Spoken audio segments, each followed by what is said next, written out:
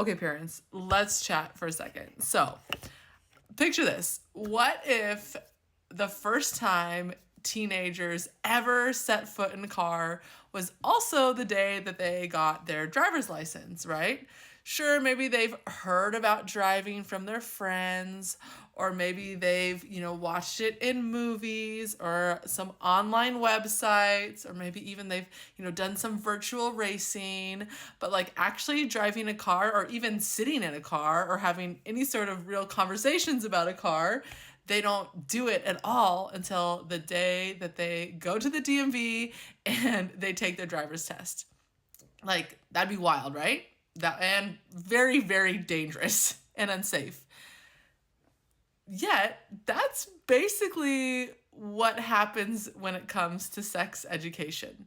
So, it is one of those things where we tend to, put it off until the last possible moment, or worse, parents just avoid the topic altogether, and then we have these kids out here that are trying to piece together, information from either emotionally and physically risky experiences or really unreliable resources like the media and their peers and pornography, whether it be indirect or direct. But it's just so different than how we go about ensuring that kids can drive a car. Because like from when it comes to driving a car, literally from the first time our kids are strapped in a car seat, they are absorbing everything about how to drive a car safely, right? Traffic rules, lane changes, how to handle the wheel, all of these different things. So long before they actually ever sit behind the steering wheel, they have a really solid understanding of how do you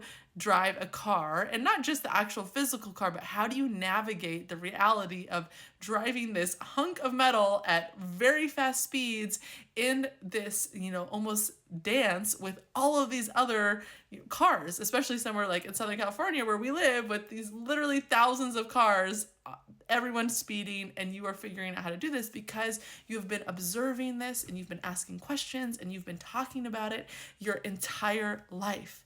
So, as a sex educator, this is something I think about often, and I tell parents to hopefully, get you to understand that we have to have conversations with our kids about sex, sexual health, their sexuality, long before they ever even think about actually engaging in sexual activity. And if you look at the previous video, you can see how when we think about sexual health, how it's not just about the body, it's about all of these things, all of these holistic and interconnected things in our life.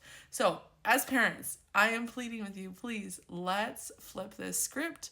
Let's start conversations early. Let's have conversations often. Let's keep things, the space to have conversations open, and equip our children with confidence, knowledge, and skills so that they actually can navigate their sexual well-being. And I know, probably feels a bit overwhelming, but don't worry, I'm here to help guide these conversations. I'm here so that you can talk to your kids about sex with confidence, clarity, and purpose. So be sure, check out, I have a toolkit for the talk, also a course on how to talk to your kids about sex, or just hang around this TikTok page and just, get more information, build your confidence levels so that you can have these conversations. Because we do not want our kids to be totally in the blind and then, figure it out on their own. No, we want to set them up for success and for happiness and for pleasure so they can live these thriving lives.